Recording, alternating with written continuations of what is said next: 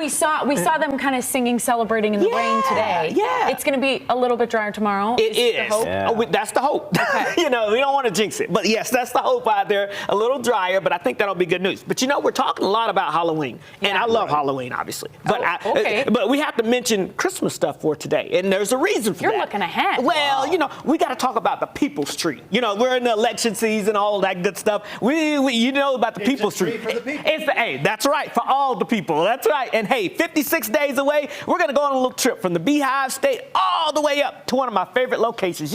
One of my favorite places I've never visited, but I hear it's nice. Ketchikan, Alaska. That's right.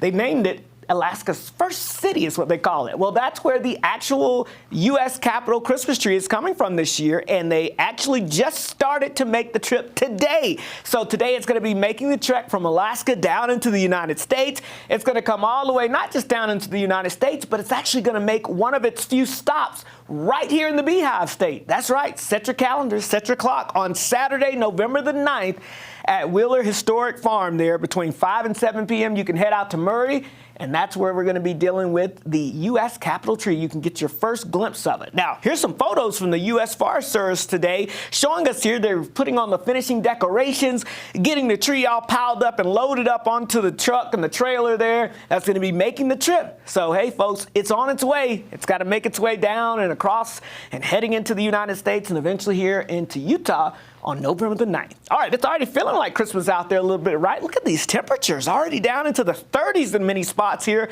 across the Beehive State. In fact, it's already at freezing from Price over towards Delta, 39 in Salt Lake City, 37 in Provo. So this may be one of the coldest nights statewide across the area we've seen so far this season.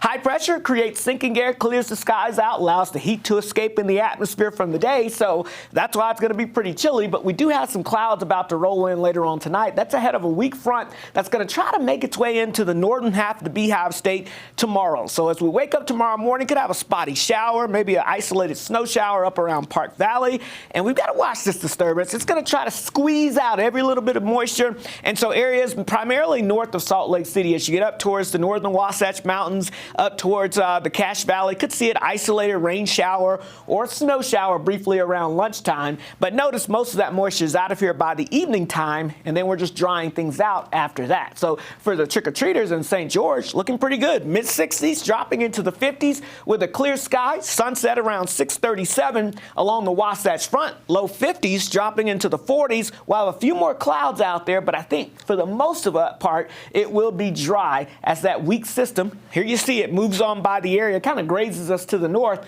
But then the bigger system is one we're going to have to watch for the second half of the week, mainly as we get into the weekend there, Saturday night into Sunday. It may have a little more moisture to work with as this active pattern kind of sticks around. So you see how this plays out. Saturday afternoon, we start with some scattered showers. Saturday night into Sunday, we'll have the chance of some rain showers, maybe some mountain snow showers, very similar to what we saw earlier this week. And then the active pattern just keeps coming. Another system potentially could be approaching sometime either late election night or into Wednesday that could create some more wintry mischief. The overall theme, though, below average temperatures seem to be here to stay for a while for us. Let's take a look at your forecast in St. George. Again, mid-60s for your Halloween. Next chance of rain Saturday into Sunday, and these temperatures staying somewhat decent out there. And then notice here the Wasatch Front, a lot of ups and downs, 50s. And then we've got that wintry precipitation potentially this weekend, and then maybe again for election night. So we'll watch that closely. Okay, we're going to have to.